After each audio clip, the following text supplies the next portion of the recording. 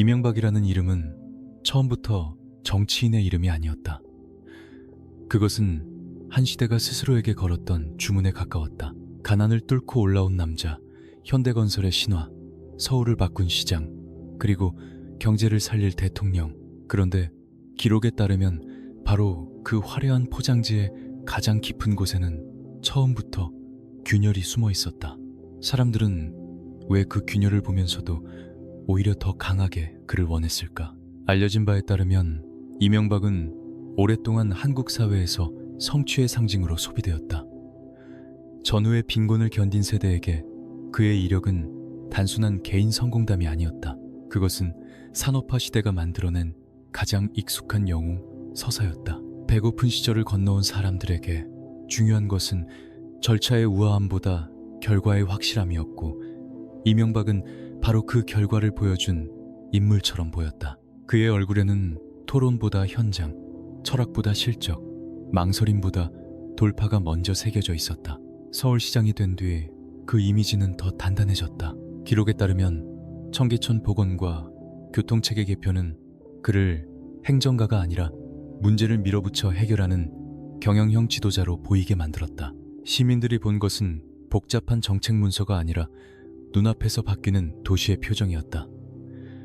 물이 흐르기 시작한 청계천은 단지 하천이 아니었다. 그것은 대중이 손으로 만질 수 있는 성과였고, 그 성과는 곧 청와대로 이어지는 상징 자본이 되었다.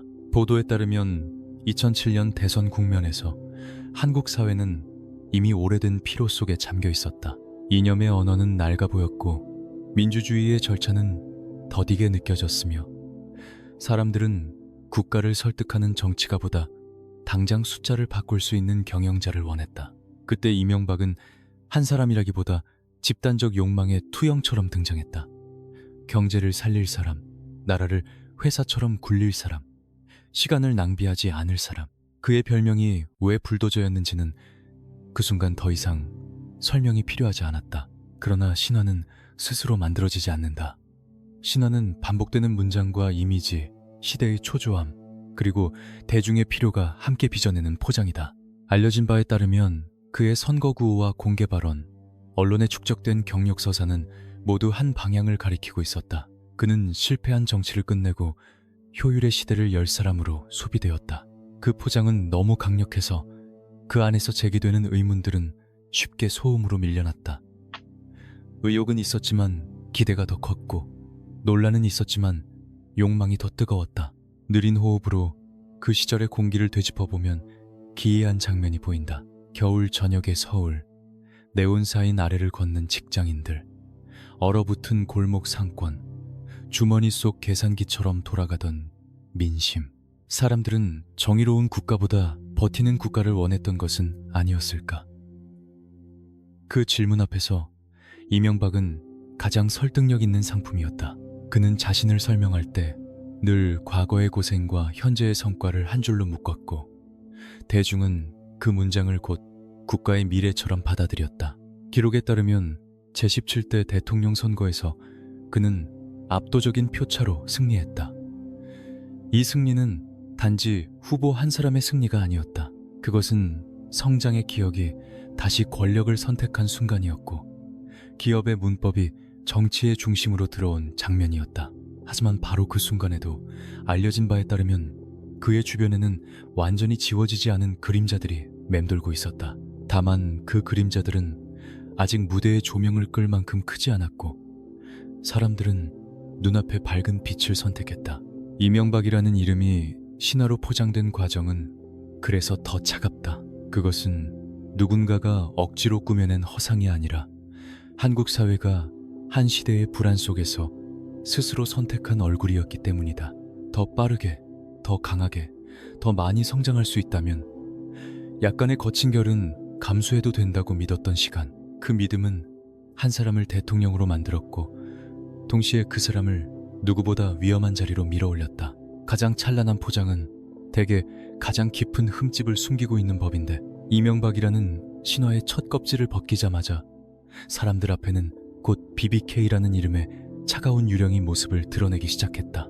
이명박은 가난에서 출발했지만 그 가난을 단지 견딘 것이 아니라 평생 밀어붙여야 할 적처럼 다루었다. 훗날 대통령이 되는 그 남자의 가장 위험한 원형은 청와대가 아니라 현대건설의 공사판에서 먼저 완성되었다.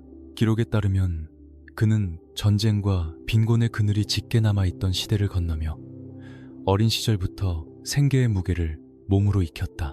누군가는 그 시간을 성공신화의 출발점이라 불렀지만 느린 시선으로 들여다보면 그것은 한 인간이 세상을 끝없는 경쟁과 돌파의 현장으로 받아들이게 된 첫 훈련장이기도 했다. 알려진 바에 따르면 그는 청년 시절 극심한 궁핍 속에서도 대학에 진학했고 낮과 밤의 경계를 지우며 버텼다. 그 시절 한국 사회는 산업화의 엔진이 막 가열되기 시작하던 때였다. 공장은 잠들지 않았고 도로는 국가의 혈관처럼 닦여 나갔으며 기업은 곧 국가의 미래처럼 떠받들어졌다. 이명박은 바로 그 한복판으로 걸어 들어갔다. 현대건설에 입사한 뒤 그의 시간은 보통 사람의 시간과는 다르게 흐르기 시작했다. 회의실보다 현장이 먼저였고 검토보다 결단이 앞섰으며 사람의 사정보다 공정의 속도가 더 중요했다. 보도에 따르면 그는 누구보다 빠르게 승진했다. 현대건설이라는 이름 아래 그는 한국 경제 성장의 상징적 현장들을 통과했고 해외 건설 붐과 함께 자신의 존재를 더 크게 부풀려 갔다. 사막의 먼지와 공사장의 소음, 잠을 줄여가며 맞춘 일정, 수주를 따내기 위한 냉혹한 계산. 그 모든 것이 한 사람의 성격을 바꾸었다. 그는 점점 더 타협을 낭비로, 주저함을 패배의 예고로 받아들이기 시작했다. 이 시기에 이명박에게 세상은 설득해야 할 공동체가 아니라 끝내 완공해야 할 구조물에 가까웠다. 느린 호흡으로 당시 산업화의 풍경을 비춰보면 그가 왜 불도저라는 별명을 얻게 되었는지 조금씩 드러난다. 콘크리트 냄새와 기름 묻은 작업복, 야간 조명 아래 서류철보다 먼저 오가는 지시, 그리고 결과로 모든 과정을 덮어버리던 시대의 윤리. 기록에 따르면 그는 현장에서 강한 추진력과 집요한 실행력으로 정주영의 신임을 얻었다고 전해진다. 다만 그 신임의 본질은 단순한 능력만이 아니었다. 윗선이 원하는 것을 가장 빠르게 현실로 바꾸는 사람. 무리한 목표도 일단 받아안고 끝까지 밀어붙이는 사람. 바로 그런 유형의 관리자였다. 이 지점이 중요하다. 이명박은 단순히 성공한 직장인이 아니었다. 그는 산업화 시대, 한국이 가장 높이 평가하던 인간형의 압축본이었다. 성과를 위해 감정을 눌러야 하고 속도를 위해 절차를 줄여야 하며 비판은 완공 뒤에 들어도 늦지 않다고 믿는 인간형. 알려진 바에 따르면 그는 현대건설 사장 자리에 오르며 셀러리맨 신화의 정점에 섰다. 많은 사람들은 그를 보고 감탄했지만 같은 장면을 더 차갑게 보면 다른 질문도 떠오른다.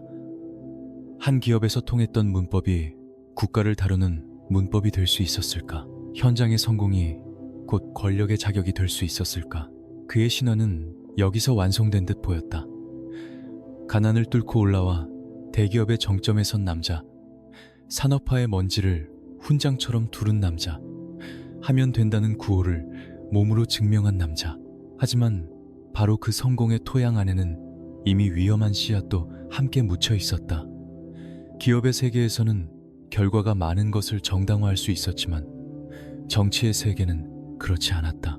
기업은 수익으로 평가받지만 국가는 절차와 책임과 공공성으로도 심판받는다. 이명박은 그 차이를 충분히 배웠을까? 아니면 끝내 배우지 못한 채 더 큰 무대로 올라가게 된 것일까? 현대건설 사장이라는 찬란한 명함은 그를 한국 사회가 가장 탐내는 지도자형으로 만들었지만 바로 그 명함 속에 훗날 국가 전체를 하나의 공사 현장처럼 다루게 될 불도저의 설계도가 이미 접혀 들어가 있었다. 그 설계도가 처음으로 대중 앞에서 눈에 보이는 기적으로 포장된 곳은 다름 아닌 서울 한복판의 청계천이었다. 이명박은 서울시장에 취임하자마자 도시를 설득의 공간이 아니라 개조의 대상으로 바라보는 사람처럼 움직였다. 그리고 그 시선의 한복판에 청계천이 놓였다. 훗날 대권으로 이어지는 가장 강력한 상징이 왜 하필 그 물길이었는지 생각해보면 그 안에는 이명박이라는 인물의 본질이 이미 선명하게 잠겨 있었다. 그는 정말 서울을 되살린 행정가였을까? 아니면 성공의 장면을 누구보다 정확하게 연출한 경영자였을까? 기록에 따르면 이명박은 2002년 서울시장에 취임한 뒤 청계천 복원 사업을 핵심 과제로 밀어붙였다. 오래전부터 복개 구조물 아래 갇혀있던 도심의 하천을 다시 드러내고 도로와 교통체계를 대대적으로 손보겠다는 계획이었다. 당시 서울은 개발과 정체, 환경과 상권, 자동차와 보행이 뒤엉킨 거대한 피로 위에 놓여 있었다. 보도에 따르면 많은 전문가와 상인들은 공사에 따를 혼란과 경제적 타격, 교통 마비 가능성을 우려했다. 하지만 이명박에게 반대는 중단의 이유가 아니라 돌파의 대상에 가까웠다.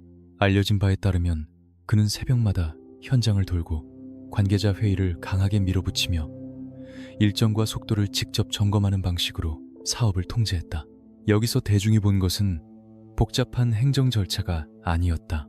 먼지가 있는 공사판, 거치는 콘크리트, 드러나는 물길, 그리고 매일 뭔가가 바뀌고 있다는 감각이었다. 그 감각은 강력했다.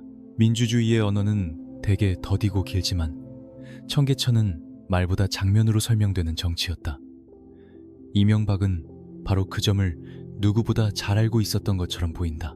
느린 시선으로 당시 서울의 공기를 더듬어 보면 청계천은 단순한 토목 사업이 아니었다. 그것은 지친 도시가 눈으로 확인할 수 있는 구원 서사였고 이명박은 그 서사의 유일한 연출자처럼 보였다. 물길이 열리자 많은 시민들은 서울이 다시 숨을 쉰다고 느꼈다. 기록에 따르면 청계천 복원은 국내외에서 상징적 도시 재생 사례로 주목받았고 그의 추진력은 곧 정치적 자산으로 바뀌었다. 서울시장이라는 직함은 그 순간부터 행정 책임자의 이름이 아니라 차기 권력의 예고편처럼 들리기 시작했다. 그러나 화려한 장면의 이면은 늘 더 조용하다. 보도에 따르면 청계천 복원은 막대한 유지 비용과 인공적 수질 관리, 역사성 훼손 논란, 상권 재편에 따른 상인들의 고통 같은 문제를 함께 남겼다. 보이는 성과는 분명했지만 그 성과를 만든 방식까지 모두 환호받은 것은 아니었다.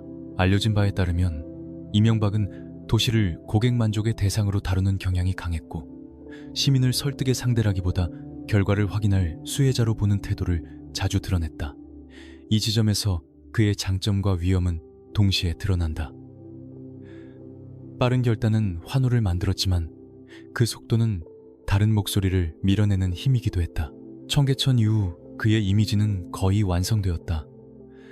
가난을 이겨낸 셀러리맨 신화, 현대건설의 불도저, 그리고 서울 한복판의 물길을 되살린 행정가, 이 세 장면은 하나로 묶이며 대중에게 아주 간단한 메시지를 던졌다. 저 사람은 말보다 결과를 보여준다. 기록에 따르면 당시 정치권 안팎에서는 청계천의 물길이 청와대로 흐른다는 말까지 공공연하게 돌았다. 그 말은 과장이면서도 동시에 당시 민심의 정확한 번역이었다. 하지만 권력은 늘 가장 빛나는 성과의 자리에서 다음 욕망을 키운다. 청계천이 끝났을 때 이명박은 이미 서울을 넘어 더 큰 지도 위에 서 있었고 도시는 그의 실적이 아니라 이력서가 되어 있었다. 물은 흐르고 조명은 켜졌으며 사람들은 그 물길 위에 국가의 미래까지 비춰보기 시작했다. 그리고 바로 그때 청계천의 반짝이는 수면 아래에서 BBK라는 이름의 어두운 그림자가 조용히 다시 움직이기 시작했다. 이명박은 왜 그토록 강하게 원해진 인물이 되었을까? 의혹이 없어서가 아니었다. 기록에 따르면 오히려 많은 사람들은 그의 거친 이력과 논란의 그림자를 보면서도 아니 어쩌면 그렇기 때문에 더더욱 그를 대통령으로 생각하기 시작했다. 그 시절 한국 사회가 찾고 있던 것은 흠없는 지도자가 아니라 멈춘 숫자를 다시 움직일 사람처럼 보이는 얼굴이었기 때문이다. 보도에 따르면 이명박이 대권주자로 부상하던 시기에 한국 사회는 깊은 피로 속에 잠겨 있었다. 외환 위기의 상처는 완전히 지워지지 않았고 양극화에 대한 불안은 일상 속에 눌어붙어 있었다. 민주주의는 제도적으로 자리 잡았지만 많은 유권자에게 정치의 언어는 여전히 멀고 더디게 들렸다. 토론은 길었고 체감은 늦었다.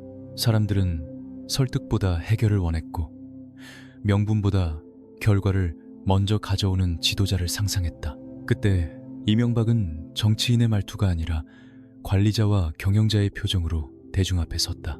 알려진 바에 따르면 그는 스스로를 이념의 인물이 아니라 실용의 인물로 내세웠다. 그에게 국가는 치열한 경쟁 속에서 살아남아야 할 거대한 조직처럼 보였고 대통령은 그 조직을 흑자로 돌려놓을 최고 경영자처럼 묘사되었다. 이 설명은 단순했지만 강력했다. 복잡한 사회 갈등도 결국 능력 있는 사람이 결단하면 정리될 수 있다는 믿음, 청계천 같은 눈에 보이는 성과가 국가 전체로 확대될 수 있다는 기대가 그 안에 응축되어 있었다. 사람들은 그의 과거를 도덕성의 심판대보다 성과의 증명서로 읽기 시작했다. 느린 호흡으로 당시의 민심을 더듬어 보면 더 차가운 진실이 보인다. 많은 유권자들은 지도자의 결함을 몰라서 외면한 것이 아니라 성장이라는 목표 앞에서 잠시 유예할 수 있다고 판단했던 듯하다. 기록에 따르면 그의 기업 경력과 서울시장 시절의 이미지는 정치적 검증보다 경제적 기대를 훨씬 크게 부풀렸다. 불도저라는 별명은 원래 거칠고 위험한 힘을 뜻할 수도 있었지만 그 시절 대중은 그 위험보다 돌파의 환상을 먼저 보았다. 절차를 건너뛰더라도 앞으로 나아갈 수 있다면 약간의 거친 방식은 감수할 수 있다는 집단적 심리가 조용히 퍼져 있었다. 그런 점에서 이명박의 등장은 한 개인의 성공만으로 설명되지 않는다. 그것은 시대가 만든 요청이었다. 산업화의 기억을 몸에 새긴 세대에게 그는 익숙한 언어로 말하는 인물이었다. 더 많이 건설하고 더 빨리 성장하며 더 강하게 밀어붙이는 국가. 그 오래된 문법은 민주화 이후에도 완전히 사라지지 않았고 경제적 불안이 짙어질수록 다시 힘을 얻었다. 보도에 따르면 당시 그의 지지층은 단지 보수적 성향 때문만이 아니라 실제로 삶의 체감 조건을 바꿔줄 것이라는 기대 때문에 결집했다. 그는 정책의 세부보다 결과의 이미지를 팔 줄 아는 후보였다. 하지만 바로 그 지점에서 가장 위험한 역설도 태어났다. 국가를 기업처럼 운영하겠다는 약속은 처음엔 매력적으로 들리지만 국가는 수익만으로 평가되는 조직이 아니었다. 기업은 성과가 많은 것을 덮을 수 있지만 정치는 절차와 책임, 그리고 공공의 신뢰까지 짊어져야 한다. 이명박은 대중의 기대를 가장 정확히 흡수한 인물이었지만 동시에 그 기대가 얼마나 위험한 생략 위에 세워졌는지도 가장 선명하게 보여주는 인물이 되어가고 있었다. 사람들이 원한 것은 대통령이 아니라 구원자에 가까웠고 바로 그 욕망의 한복판에서 BBK라는 이름의 차가운 균열은 더 큰 침묵 속으로 밀려나고 있었다. 이명박은 대검 문턱에 가장 가까이 서 있었지만 바로 그 순간 가장 차가운 이름 하나가 그의 발목 아래에서 다시 숨을 쉬고 있었다. BBK, BBK. 기록에 따르면 2007년 겨울에 한국 정치는 이미 승패보다 속도가 중요해진 상태였고 유권자 다수는 후보의 도덕성보다 경제 회복의 가능성에 더 강하게 끌리고 있었다. 그런데도 BBK라는 이름은 사라지지 않았다. 왜냐하면 그것은 단순한 의혹이 아니라 이명박이라는 신화의 핵심을 정면으로 겨누는 질문이었기 때문이다. 보도에 따르면 BBK를 둘러싼 핵심 쟁점은 주가 조작 연루 여부, 투자회사와의 관계, 그리고 다스와의 연결고리였다. 당시 이명박 측은 관련 의혹을 강하게 부인했고 지지층은 이것을 정권 교체를 막기 위한 정치 공세로 받아들였다.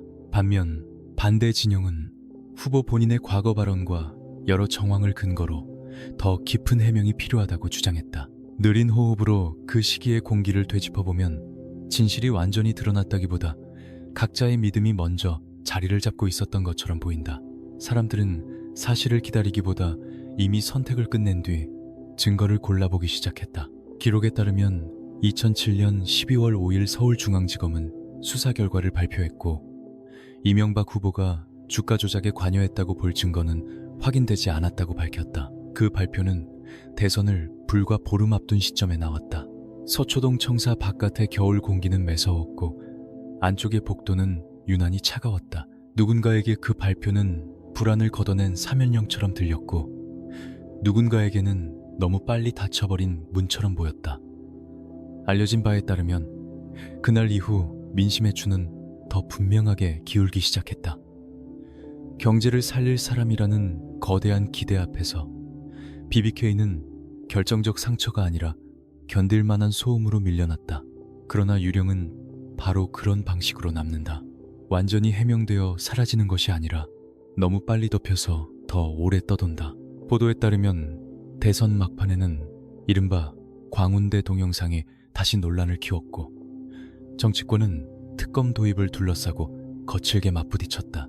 그 영상과 주장들을 둘러싼 해석은 첨예하게 갈렸지만 중요한 것은 다른 곳에 있었다. 이명박의 승리가 유력해질수록 의혹은 약해진 것이 아니라 오히려 더 불길한 형태로 응축되고 있었다. 승자가 정해질수록 질문은 사라지지 않고 더 깊은 곳으로 가라앉았던 것이다. 느린 시선으로 2007년 겨울의 밤을 바라보면 여의도의 불빛과 서초동의 어둠이 서로 다른 언어로 같은 이름을 부르고 있었다. 한쪽에서는 경제 대통령이라는 기대가 부풀었고, 다른 한쪽에서는 다수와 BBK를 둘러싼 기록들이 아직 완전히 침묵하지 못한 채 남아있었다.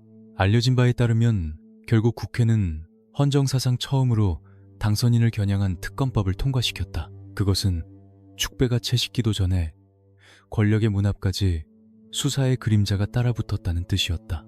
이명박은 가장 강한 정당성을 품고 앞으로 나아갔지만 그 정당성의 한복판에는 이미 설명되지 않은 빈칸이 함께 들어있었다.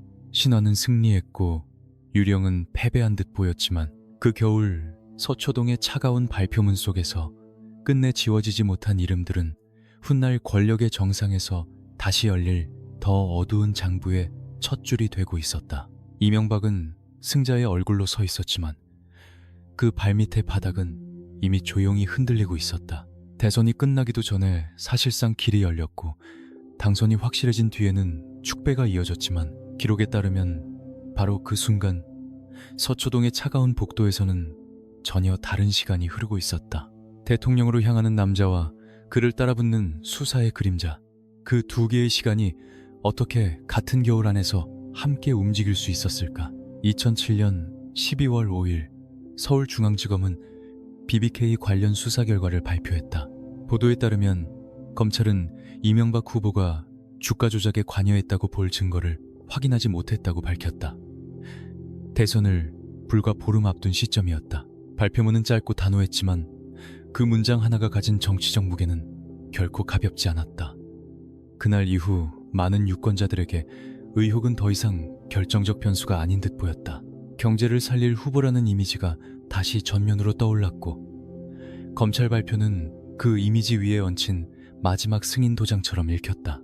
그러나 알려진 바에 따르면 그 발표가 모든 질문을 끝낸 것은 아니었다. 오히려 반대편에서는 너무 이른 결론 아니냐는 의심이 더 커졌다. 다수와 BBK, 도곡동 땅을 둘러싼 오래된 의혹은 완전히 해소되었다기보다 잠시 봉합된 것에 가깝다는 시선도 적지 않았다. 느린 호흡으로 당시의 공기를 복기해보면 여론은 사실을 정리하는 방향보다 승자를 정하는 방향으로 훨씬 빠르게 움직이고 있었다. 진실의 속도보다 선거의 속도가 더 빨랐고 검증의 시간보다 정권 교체의 기대가 더 강했다.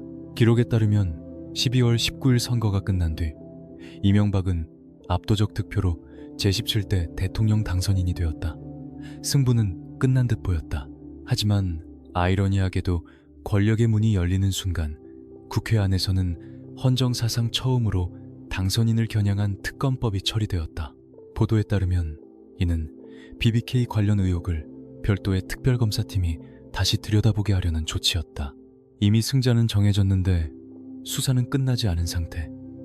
바로 그 기묘한 이중구조가 이명박 시대의 첫 공기를 만들었다.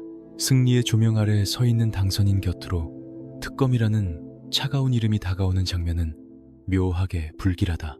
보도에 따르면 2008년 1월 정호영 특별검사팀이 공식 출범했고 당선인 신분의 이명박을 둘러싼 의혹을 다시 점검하기 시작했다. 당선인은 청와대 입성을 준비하고 있었고 특검은 장부와 진술, 자금 흐름과 발언 기록을 다시 더듬고 있었다. 한쪽에서는 인수위가 새 정부의 청사진을 그렸고, 다른 한쪽에서는 과거의 그림자가 아직 끝나지 않았다는 신호가 거듭 올라왔다. 느린 시선으로 그 겨울의 시간을 들여다보면 더 기이하다. 서울의 밤거리는 정권 교체의 기대감으로 밝았지만 권력의 핵심으로 들어갈 남자는 동시에 설명되지 않은 질문들을 안고 있었다. 알려진 바에 따르면 당시 특검 수사는 대중의 큰 흐름을 되돌릴 정도의 파괴력을 보여주지는 못했다. 이미 많은 사람들은 결과를 기다리기보다 결과 이후를 준비하고 있었다. 경제가 먼저라는 시대의 조급함 속에서 의혹은 종결된 것이 아니라 뒤로 밀려났고, 권력은 가장 강한 정당성과 가장 불편한 균열을 동시에 품은 채 출발선을 넘고 있었다. 결국 2008년 2월 특검 역시 이명박을 기소하지 않는 결론을 내렸다. 당선인은 곧 대통령이 되었고 표면적으로는 모든 장벽을 돌파한 듯 보였다. 그러나 기록에 따르면 바로 이 지점이 더 위험했다.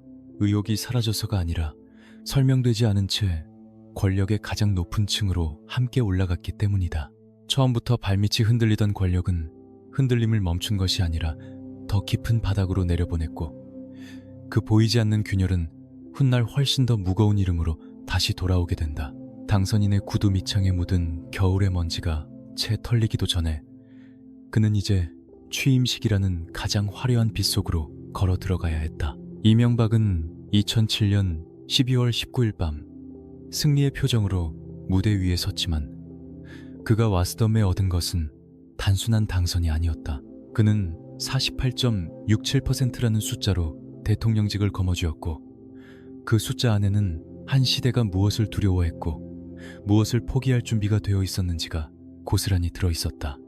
사람들은 왜 그토록 분명한 논란의 그림자 속에서도 그를 선택했을까? 기록에 따르면 당시 대선은 뜨거운 열광 속에서 치러진 승부라기보다 깊은 피로와 냉소 위에서 결정된 선거에 가까웠다. 투표율은 63% 수준에 머물렀고, 이는 민주화 이후의 기대가 이미 상당 부분 마모되어 있었다는 신호처럼 보였다. 광장에는 거대한 환호보다 체념 섞인 계산이 먼저 떠돌았다. 경제를 살릴 수 있다면, 적어도 살릴 것처럼 보인다면 다른 결함은 잠시 뒤로 미뤄도 된다는 공기가 서울의 겨울 하늘 아래 무겁게 깔려 있었다. 보도에 따르면 이명박은 경쟁자들보다 훨씬 선명한 메시지를 가졌다. 그는 복잡한 철학을 말하지 않았고 긴 문장으로 국민을 설득하려 하지도 않았다. 대신 경제, 성장, 실용, 회복이라는 짧고 단단한 단어들을 반복했다. 그 단어들은 불황의 불안과 생활의 압박을 견디던 유권자들에게 하나의 출구처럼 들렸다. 정치는 늘 실망을 남겼지만 기업인 출신 후보는 적어도 숫자를 움직일 것이라는 기대를 품게 했다. 많은 이들은 지도자의 도덕성보다 자신의 내일이 먼저라고 생각했던 것은 아니었을까.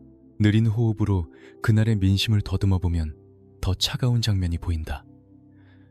사람들은 이명박 개인만을 선택한 것이 아니라 산업화 시대의 오래된 문법을 다시 꺼내 들었다. 강한 추진력, 눈에 보이는 성과, 빠른 결단, 그리고 불도저처럼 밀고 나가는 리더십. 알려진 바에 따르면 그의 승리는 단순한 보수의 승리라기보다 성장의 기억이 다시 한번 정치의 중심을 점령한 순간이었다. 민주주의는 제도를 남겼지만 삶의 불안은 여전히 해결되지 않았고, 그 틈으로 CEO 대통령이라는 환상이 깊이 스며들었다. 하지만 48.67%라는 숫자는 동시에 다른 진실도 품고 있었다.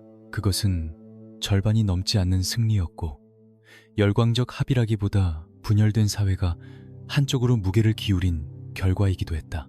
이명박은 압도적 1위였지만 대한민국 전체를 완전히 하나로 묶어낸 인물은 아니었다. 그의 승리에는 기대만큼이나 불안이, 환호만큼이나 침묵이 함께 섞여 있었다.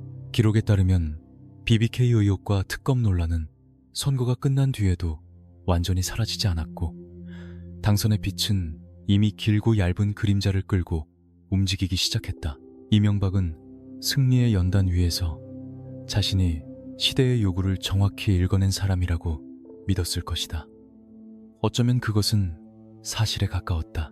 대중은 그에게서 더 나은 민주주의가 아니라 더 빠른 회복을 기대했다. 더 정교한 절차가 아니라 더 확실한 결과를 원했다. 바로 그 선택이 그를 청와대로 보냈고, 동시에 그의 권력을 가장 위험한 방식으로 만들었다. 가장 큰 지지를 등에 업고 출발한 권력은 종종 자신이 모든 면에서 정당하다는 착각에 빠지기 쉽기 때문이다. 48.67%의 승리는 그래서 단순한 숫자가 아니라 한국 사회가 그 순간 무엇을 우선순위에 두었는지를 보여주는 차가운 기록이었다. 사람들은 이명박을 선택했지만 더 정확히 말하면 성장의 약속을 선택했고 효율의 환상을 선택했으며, 그 대가로 무엇이 뒤로 밀려날 수 있는지도 잠시 외면했다. 그리고 바로 그 외면의 대가를 시험하듯 새 대통령은 취임식의 환한 조명 아래에서 국가를 기업처럼 운영하겠다는 더 위험한 약속을 꺼내들기 시작했다. 이명박은 대통령 취임식에 선 순간에도 이미 정치인보다는 경영자에 더 가까운 얼굴을 하고 있었다. 바로 그 점이 문제의 시작이었는지도 모른다. 기록에 따르면 2008년 2월 25일 그는 제17대 대통령으로 취임하며 실용과 경제회복, 선진화를 전면에 내세웠다. 무너진 성장의 자신감을 되살리고 국가 경쟁력을 끌어올리며 대한민국을 더 빠르고 더 효율적으로 움직이겠다는 약속이었다. 그 연설은 단순한 취임사가 아니라 국가를 하나의 거대한 조직처럼 다시 설계하겠다는 선언처럼 들렸다. 보도에 따르면 취임 직전까지도 BBK 특검의 그림자는 완전히 거치지 않았지만 특별검사 수사가 무혐의 결론으로 정리되면서 그는 가장 밝은 조명 아래 청와대로 들어갈 수 있었다. 화려한 취임식장에는 기대가 가득했다. 재계와 관료사회, 보수층 유권자들은 오랫동안 기다려온 경영형 리더가 드디어 국정을 맡게 되었다고 받아들였다. 대중이 듣고 싶어 했던 말도 분명했다. 경제를 살리겠다, 규제를 줄이겠다, 일하는 정부를 만들겠다. 그 문장들은 복잡하지 않았고 바로 그래서 더 강하게 먹혀들었다. 하지만 국가는 기업이 아니었다. 기업은 목표를 정하고 자원을 투입해 성과를 내면 되지만 국가는 이해관계가 충돌하는 시민들의 공동체다.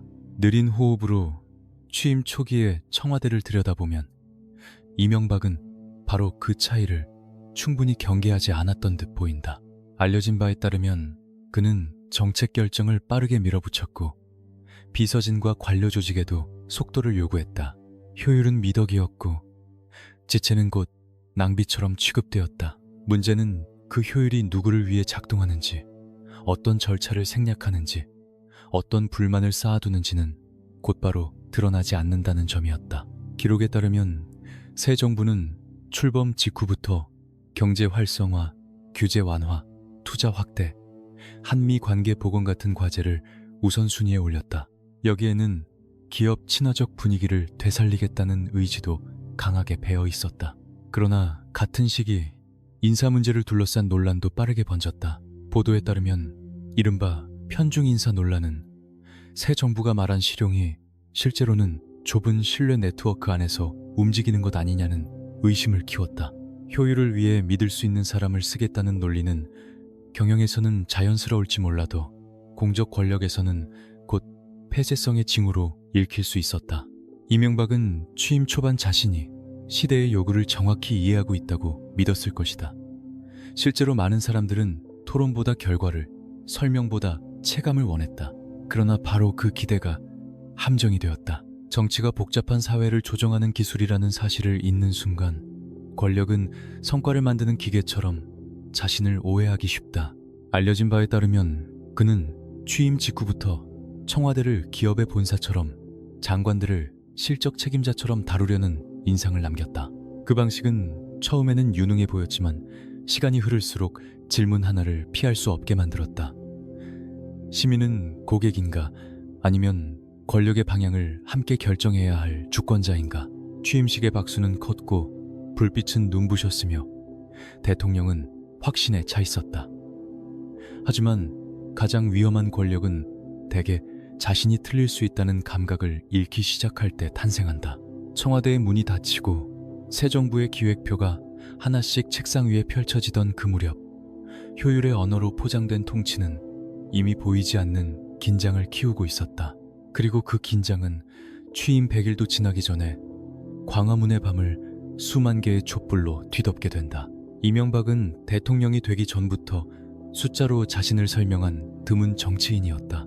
더 정확히 말하면 그는 자신을 설명한 것이 아니라 국가 전체를 숫자로 번역하려 했다. 7% 성장, 4만 달러 소득, 세계 7대 강국. 이른바 747 구상은 한 장의 공약이 아니라 한 시대의 불안을 마비시키는 주문처럼 퍼져나갔다. 그런데 사람들은 왜 그 거대한 숫자들을 현실의 계획이 아니라 거의 신앙처럼 받아들이기 시작했을까? 기록에 따르면 당시 한국 사회는 성장의 기억을 잃지 못한 채 정체의 공포를 견디고 있었다. 외환 위기의 상처는 완전히 지워지지 않았고 중산층의 불안은 더 짙어졌으며 정치는 삶의 속도를 따라오지 못한다는 피로가 널리 퍼져 있었다. 이런 공기 속에서 이명박이 내놓은 숫자들은 복잡한 설명을 요구하지 않았다. 그 숫자들은 거칠었지만 분명했고 과감했지만 이해하기 쉬웠다. 그는 국가를 설계하는 지도자라기보다 멈춘 엔진을 다시 돌릴 기술자처럼 보였고 많은 사람들은 바로 그 점에 안도했다. 보도에 따르면 747은 경제학적으로 무리한 목표라는 비판을 일찍부터 받았다. 세계 경제의 흐름과 국내 구조를 감안하면 지나치게 낙관적이라는 지적이 뒤따랐고 현실성이 떨어진다는 평가도 적지 않았다. 그러나 알려진 바에 따르면 대중은 그 비판의 세부보다 숫자가 주는 감각을 먼저 받아들였다. 7이라는 숫자는 강했고 4만 달러라는 표현은 생활의 상승을 약속하는 문처럼 들렸으며 7대 강국이라는 문장은 국가적 자존심을 자극했다. 이명박은 정확한 해법을 제시했다기보다 해법이 이미 있는 것처럼 보이게 만드는데 능했던 셈이다. 느린 호흡으로 당시의 선거판을 되짚어보면 747은 경제 공약이면서 동시에 감정의 구조였다. 사람들은 복지의 설계도보다 회복의 속도를 원했고 갈등 조정의 언어보다 성과의 언어를 더 신뢰했다. 이명박은 그 욕망을 정확히 읽었다. 그는 성장률을 숫자로 말했지만 실제로는 상실된 자신감을 팔고 있었다. 산업화의 기억 속에서 국가는 늘 더 빠르게 달려야 했고 멈춤은 곧 퇴보처럼 여겨졌다. 747은 바로 그 오래된 심리를 건드렸다. 문제는 숫자가 약속이 아니라 믿음이 되기 시작할 때 벌어지는 일이다. 믿음이 된 숫자는 검증을 밀어내고 설명을 생략하며 반대를 비관주의로 몰아가기 쉽다. 기록에 따르면 이명박의 정치 언어는 점점 더 간결해졌고 그 간결함은 강한 지도력의 상징처럼 소비되었다. 하지만 국가는 공장처럼 목표치를 맞추면 끝나는 조직이 아니었다. 숫자는 방향을 보여줄 수 있어도 그 과정에서 누가 밀려나고 무엇이 훼손되는지까지 대신 말해주지는 못한다. 그럼에도 많은 사람들은 그 불편한 질문을 잠시 접어두었다. 경제가 먼저라는 조급함 앞에서 숫자는 정책이 아니라 희망의 대용품이 되었기 때문이다. 한임하게 이명박에게 747은 단지 선거용 구호가 아니었을 것이다. 그것은 자신이 왜 필요한 사람인지를 증명하는 가장 간단하고 강력한 문장이었다. 그래서 더 위험했다. 지도자가 숫자를 제시하는 순간보다 사회 전체가 그 숫자에 스스로 기대기 시작하는 순간이 더 위험하기 때문이다. 현실은 복잡했지만 구호는 단순했고 바로 그 단순함이 사람들을 끌어당겼다. 그러나 너무 단단하게 믿어진 숫자는 언젠가 반드시 현실의 벽과 충돌한다. 그리고 그 충돌은 취임한 지 얼마 지나지 않아 미국산 쇠고기라는 전혀 다른 이름으로 광장의 분노 속에서 폭발하기 시작했다. 이명박은 취임한 지 100일도 지나지 않아 가장 먼저 경제가 아니라 광장을 상대해야 했다. 성장의 대통령으로 들어온 남자가 왜 그토록 빨리 분노의 상징이 되었는가? 기록에 따르면 이명박 정부는 2008년 봄 미국산 쇠고기 수입 재개를 강하게 밀어붙였고 그 결정은 곧 서울의 밤거리를 뒤흔드는 거대한 촛불로 번져갔다. 문제는 쇠고기만이 아니었다. 그 협상은 새 정부가 국민의 불안보다 속도와 실용을 먼저 택했다는 인상을 남겼고, 바로 그 지점에서 취임 초의 정당성은 급격히 흔들리기 시작했다. 보도에 따르면 정부는 한미 관계 복원과 통상 현안 정리를 위해 수입 재개가 필요하다는 입장을 내세웠다. 그러나 시민들이 받아들인 장면은 전혀 달랐다. 광우병 위험에 대한 공포, 협상 과정의 불투명성에 대한 불신, 그리고 막 출범한 권력이 국민의 목소리를 너무 가볍게 본 것 아니냐는 의심이 한꺼번에 쌓여 올랐다. 처음에는 인터넷과 학생들 사이에서 번지던 불안이었지만, 알려진 바에 따르면 그것은 곧 직장인과 학부모, 시민단체와 종교계까지 끌어들이며 광장의 파도로 커졌다. 서울의 밤은 다시 사람들이 걸어 나오는 도시가 되었고, 촛불은 단순한 집회 도구가 아니라 모욕당한 절차를 대신하는 언어처럼 흔들렸다. 느린 호흡으로 그 시절 광화문을 비춰보면 거기에는 오래된 분노와 새로운 실망이 함께 서 있었다. 사람들은 쇠고기 협상 하나만을 말하지 않았다. 대통령이 국가를 기업처럼 운영할 수 있다고 믿었던 자신감, 반대와 우려를 비효율로 여기는 통치 방식, 성과를 위해서는 설명을 뒤로 미뤄도 된다는 듯한 태도에 대해 묻고 있었다. 이명박은 한동안 그 물음을 제대로 읽지 못한 듯 보였다. 알려진 바에 따르면 그는 국민 건강을 걱정하는 불안과 정권 초반의 정당성 위기를 같은 무게로 받아들이지 못했고, 청와대 내부는 한동안 여론의 폭발을 과소평가했다는 지적을 받았다.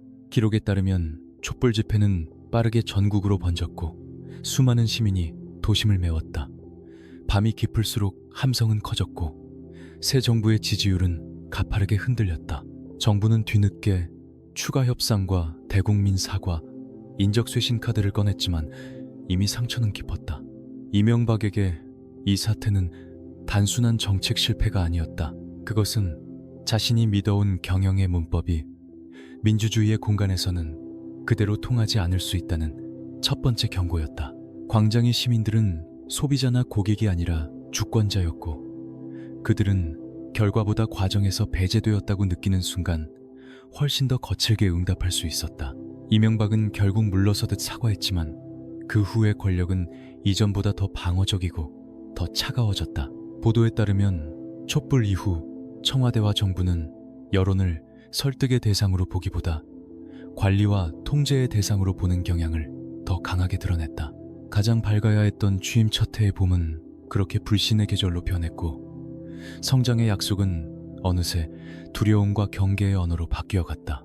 광장의 촛불이 꺼지지 않던 그 밤들 끝에서 청와대는 이제 시민과 대화하는 대신 스스로를 지키기 위한 더 차갑고 더 높은 벽을 세울 준비를 하고 있었다. 이명박은 광장의 촛불 앞에서 물러서는 대신 벽을 세웠다. 그것이 가장 충격적인 대목이었다. 국민과 대화하겠다고 청와대에 들어간 대통령이 정작 자신의 권력을 지키는 순간에는 시민을 막아세우는 구조물로 응답했기 때문이다. 기록에 따르면 2008년 6월 서울 도심에는 컨테이너와 차벽이 겹겹이 놓였고, 사람들은 그것을 곧 명박산성이라 불렀다. 그 이름은 조롱처럼 퍼졌지만 동시에 새 정권의 본질을 너무 정확하게 설명하는 말이기도 했다. 보도에 따르면 쇠고기 파동으로 커진 촛불 집회는 단순한 정책 반대를 넘어 정권의 통치 방식 전체를 겨누고 있었다. 시민들은 협상 과정의 불투명함과 소통 부재를 문제 삼았고, 청와대는 질서와 법치를 먼저 말하기 시작했다. 느린 호흡으로 당시 광화문의 밤을 들여다보면 그것은 단순한 도심 통제가 아니었다. 컨테이너는 쇠붙이였지만 그 뒤에 쌓인 것은 두려움과 불신이었다. 권력은 왜 스스로를 보호해야 한다고 느꼈을까?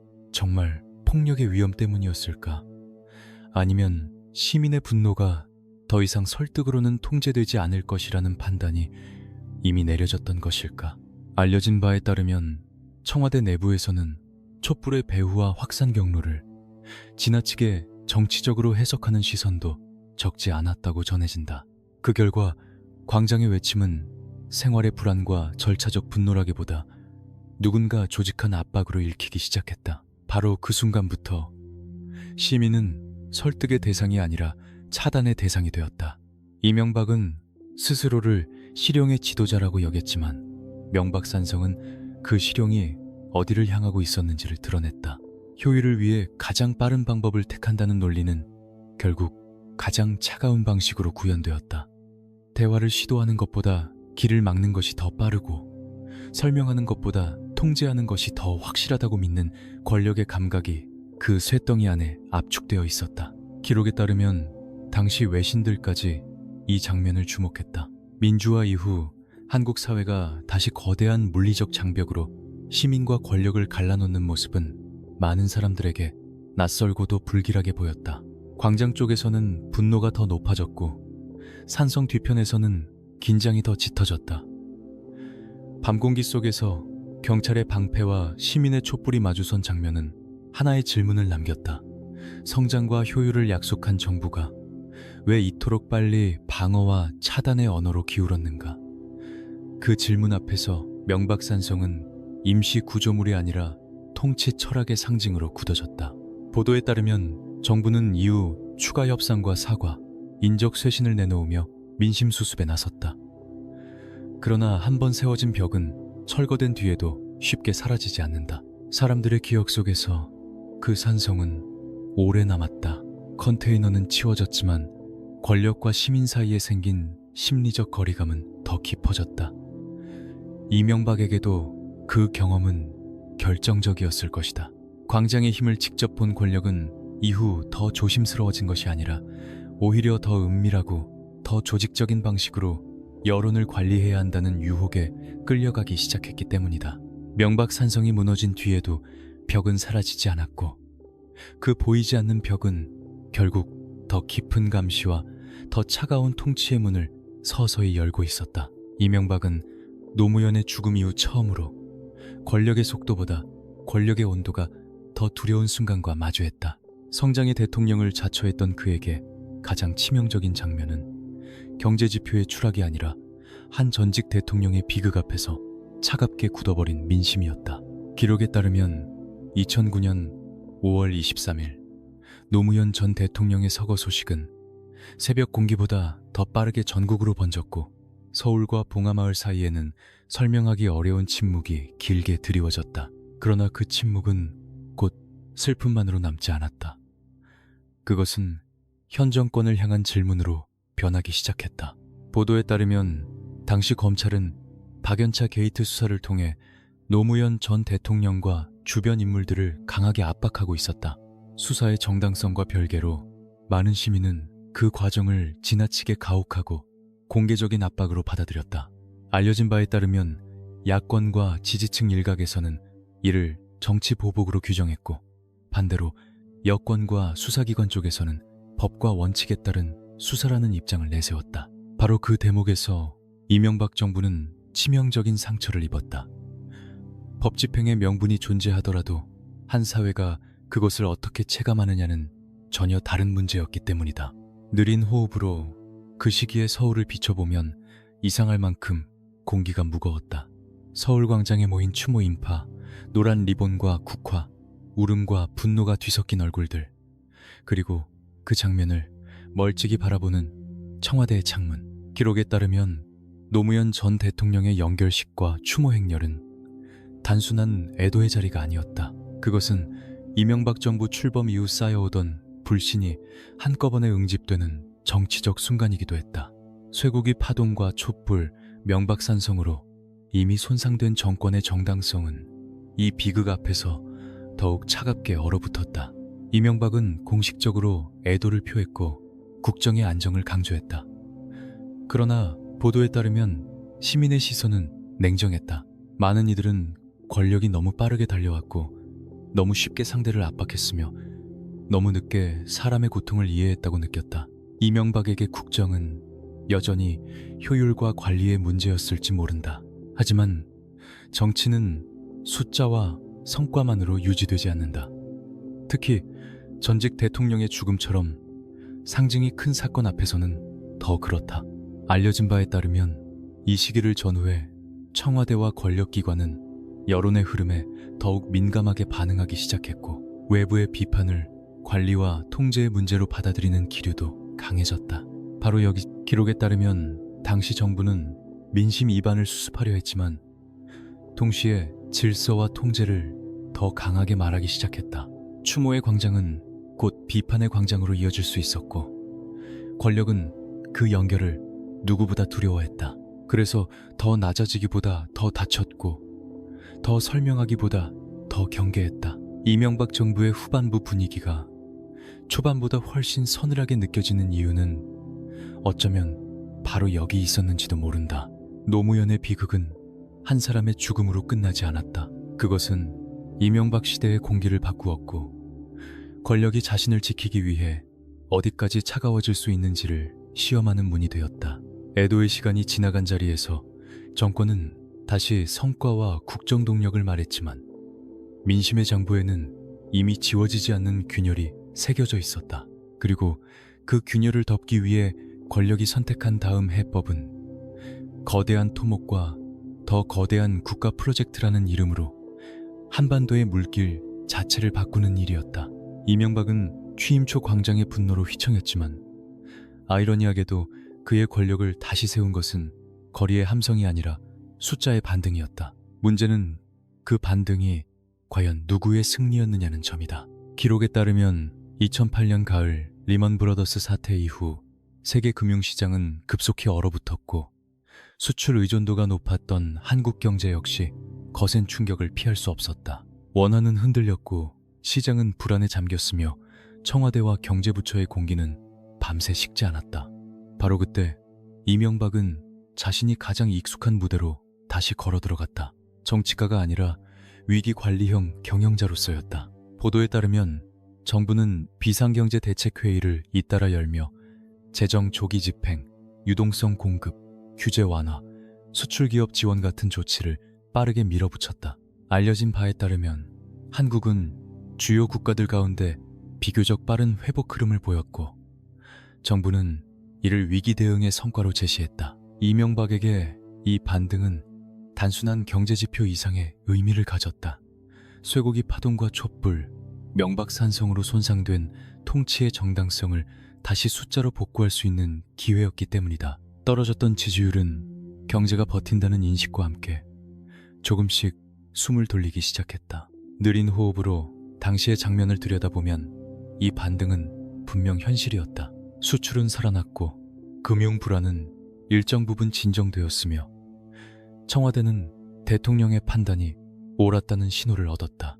하지만 그 이면은 더 복잡했다. 기록에 따르면 고환율 기조와 기업 친화적 환경은 대기업 수출 부문에 유리하게 작용했지만 서민 경제의 체감은 그것만큼 빠르게 회복되지 않았다. 골목 상권의 한숨, 불안정한 일자리, 오르는 생활비는 거시지표의 회복과는 다른 시간 속에 남아 있었다.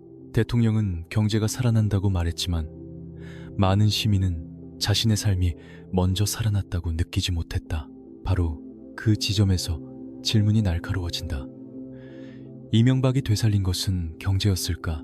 아니면 자신의 통치 서사였을까? 보도에 따르면 정부는 위기 대응의 성과를 앞세워 국정 동력을 다시 끌어올렸고, 대외적으로도 한국이 금융위기를 비교적 잘 넘긴 사례라는 평가를 적극적으로 활용했다. 그러나 알려진 바에 따르면 그 회복의 열매는 고르게 퍼지지 않았고, 성장의 언어는 다시 한번 분배와 절차, 불평등의 문제를 뒤로 밀어냈다. 위기를 이겨냈다는 자신감은 청와대 안에서 더 강한 확신으로 변했고, 이명박은 이제 자신의 방식이 틀리지 않았다고 믿기 시작한 듯 보였다. 위기 속의 반등은 그래서 더욱 차갑다. 그것은 실패한 권력이 다시 숨을 돌리는 순간이었고, 동시에 더 큰 국가 프로젝트를 밀어붙일 명분을 얻는 순간이기도 했다. 금융위기의 파고를 넘었다는 승리감, 숫자가 다시 움직인다는 안도, 그리고 성과가 결국 모든 비판을 잠재울 것이라는 오래된 믿음. 그 모든 것이 청와대의 밤공기 속에서 조용히 결합하고 있었다.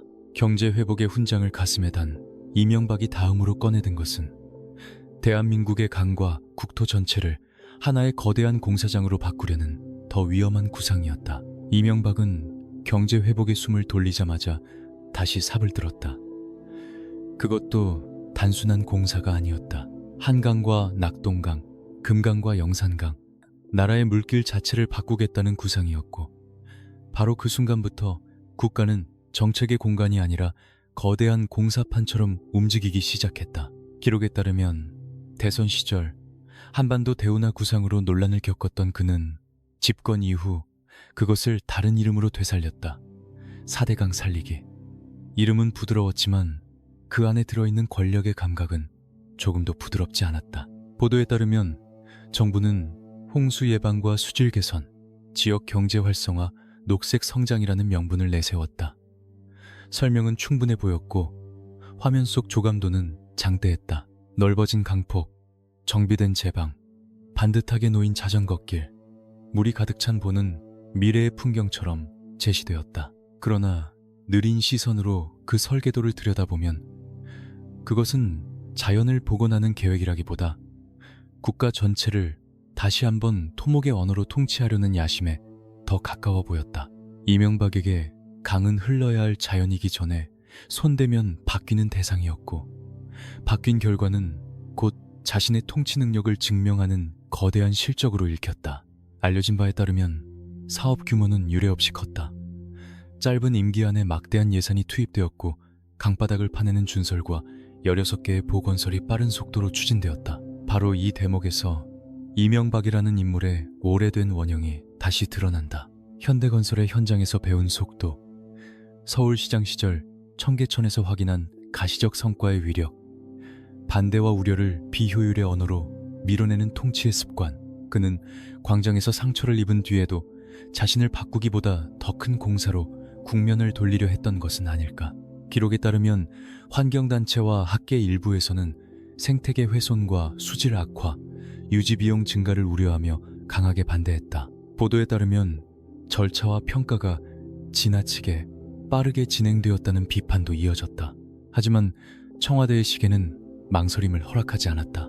국가가 흔들릴수록 더 크고 더 선명한 성과가 필요하다는 믿음, 눈에 보이는 구조물이야말로 권력의 방패가 된다는 확신이 그 안에 깔려 있었던 듯하다.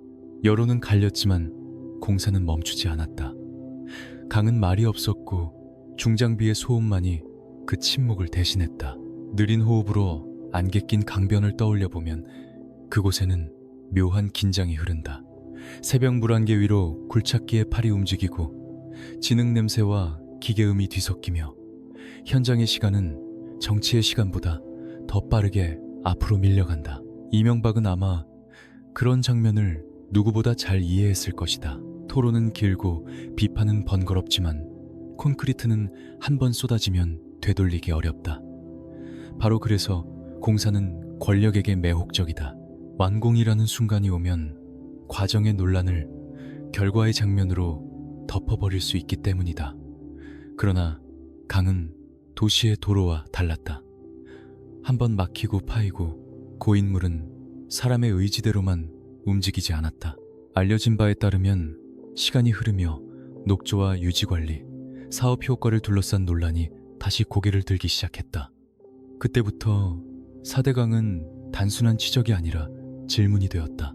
누구를 위해 이렇게 서둘렀는가? 무엇을 살리려 했는가? 그리고 이 거대한 삽질은 정말 강을 위한 것이었는가?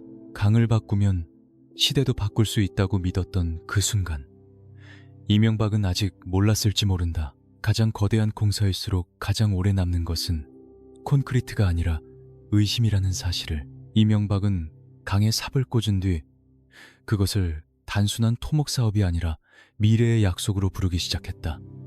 바로 그 지점이 이 시대를 가장 서늘하게 만든다. 강바닥을 파내고 볼을 세우는 거대한 공사가 어째서 녹색 성장이라는 이름으로 포장되었을까? 기록에 따르면 당시 정부는 4대강 사업을 홍수 예방과 수질 개선, 지역 경제 활성화, 친환경 국가 비전의 상징으로 설명했다. 그러나 시간이 흐를수록 사람들 앞에 남은 것은 화려한 홍보 문구보다 훨씬 무겁고 탁한 질문들이었다.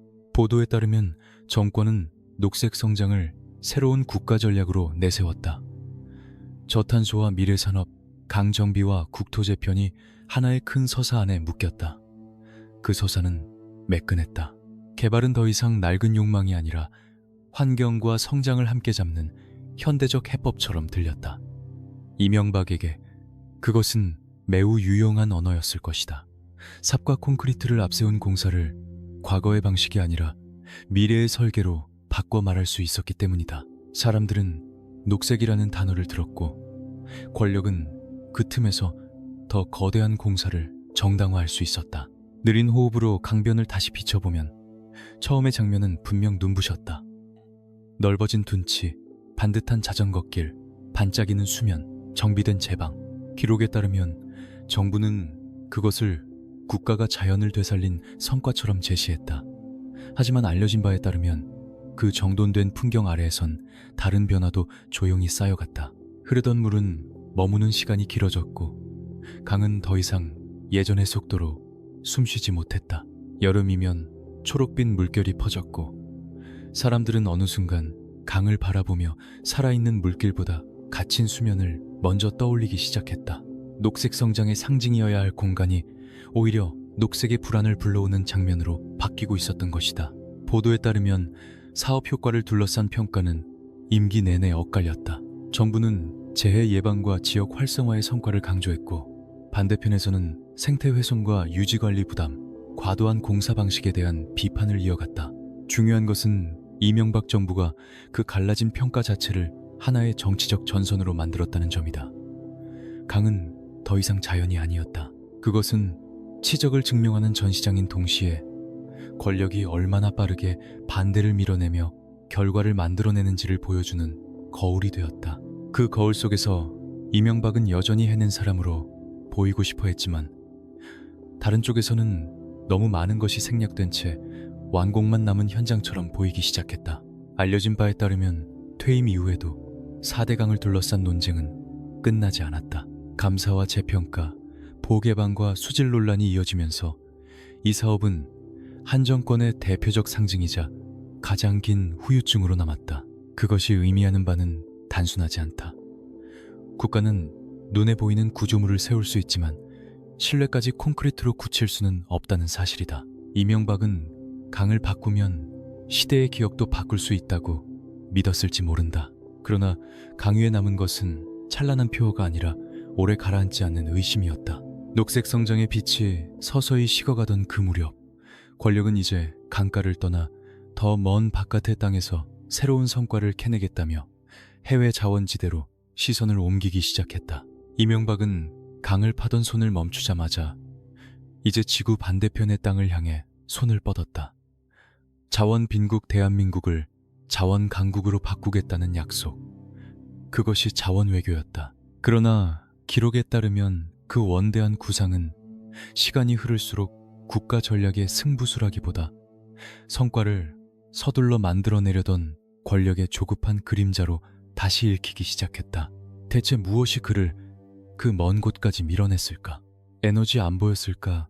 아니면 눈에 보이는 치적에 대한 갈증이었을까? 보도에 따르면 이명박 정부는 해외 순방과 정상 외교를 통해 석유와 가스, 광물 확보를 강하게 밀어붙였다. 석유공사와 가스공사, 광물자원공사 같은 공기업들은 그 흐름의 최전선에 놓였다. 정부는 이를 미래를 위한 투자라고 설명했고 언론에는 국가가 자원지도를 새로 쓰고 있다는 식의 장면들이 반복해서 등장했다. 낯선 사막과 광산, 현지 정상과의 악수, 서명식과 환한 미소.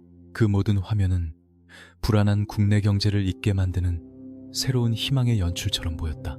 하지만 느린 호흡으로 장부를 들여다보면 공기는 전혀 다르게 식는다. 알려진 바에 따르면 일부 해외 자원 개발 사업은 경제성 검토가 충분했는지, 위험평가가 적절했는지, 투자 규모가 과도하지 않았는지를 둘러싸고 훗날 거센 논란에 휩싸였다. 캐나다 하베스트 인수, 해외 광산 투자, 유전 개발 참여 같은 굵직한 사업들은 당시에는 국익의 이름으로 포장되었지만 시간이 흐른 뒤에는 막대한 손실과 부채 부담의 상징처럼 언급되기 시작했다. 숫자는 처음에 성과처럼 제시되었으나 나중에는 회수되지 못한 비용과 손상된 재무제표의 형태로 다시 돌아왔다. 기록에 따르면 감사원과 국회 논의 과정에서는 여러 공기업의 투자 결정이 지나치게 서둘러졌거나 사업성 판단이 낙관에 기울었다는 지적이 제기되었다. 바로 이 지점에서 이명박식 통치의 오래된 문법이 다시 드러난다. 빠르게 결정하고 크게 베팅하고 나중에 결과로 증명하겠다는 방식. 기업의 현장에서는 그 문법이 때로 승리의 기억으로 남을 수 있었지만 국가의 자금과 공기업의 부채 위에서 같은 방식이 반복될 때 그 대가는 훨씬 길고 무거워졌다. 성공하면 업적이 되지만 실패하면 세금과 빚이 남는다. 자원 외교의 서늘함은 바로 거기에 있었다.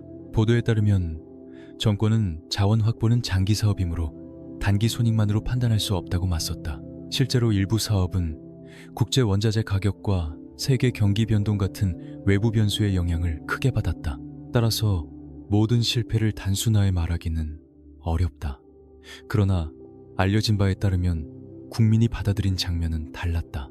멀리 떠난 권력은 거대한 약속을 했지만 돌아온 것은 복잡한 해명과 엇갈린 평가, 그리고 사라진 돈의 행방을 묻는 차가운 질문들이었다. 청와대가 보여준 화려한 순방 사진과 공기업 장부에 남은 붉은 흔적 사이의 간극은 너무 컸다. 밤에 집무실에서 세계 지도를 펼쳐놓고 자원의 길을 그리던 이명박은 아마 자신이 국가의 미래를 선점하고 있다고 믿었을지 모른다. 그러나 권력이 너무 멀리 나아갈수록 국내의 어둠은 더 짙어지는 법이다. 자원 외교는 국경 밖으로 뻗어나간 야심이었지만 그 후폭풍은 결국 서울의 회계장부와 국민의 기억 속으로 되돌아왔다. 그리고 해외 자원지대에서 시작된 이 불길한 균열은 곧 국내의 여론지형까지 손보려는 더 위험한 욕망으로 이어지기 시작했다. 이명박은 광장의 촛불을 겪은 뒤 거리만 통제해서는 권력을 지킬 수 없다는 사실을 누구보다 빨리 배웠는지도 모른다. 그래서 그의 시선은 이제 사람들의 귀와 눈이 머무는 곳, 곧 방송과 뉴스의 지도로 향하기 시작했다. 기록에 따르면 2009년 여름, 이명박 정부와 한나라당은 신문사와 대기업의 방송 진출을 가능하게 하는 이른바 미디어법 처리를 강하게 밀어붙였다. 겉으로 내세운 명분은 미디어 산업의 경쟁력 강화와 시장 활성화였다. 그러나 왜 하필 그토록 거칠고 급한 방식이어야 했는가? 바로 그 질문이 이 전쟁의 심장부에 놓여 있었다. 보도에 따르면 당시 여권은 급변하는 미디어 환경 속에서 낡은 규제를 풀고 방송 산업을 키워야 한다고 주장했다. 종이신문과 방송, 통신의 경계가 무너지는 시대에 제도를 바꾸지 않으면 뒤처질 수 있다는 논리였다. 듣기에는 합리적이었다. 하지만 국회 안팎의 공기는 달랐다. 야당과 언론노조, 시민단체는 이것이 단순한 산업정책이 아니라 보수신문과 자본의 방송의 입구를 열어줌으로써 여론지형 자체를 바꾸려는 시도라고 맞섰다. 경쟁력이라는 단어 뒤에 권력의 이해가 숨어있는 것 아니냐는 의심은 점점 더 짙어졌다.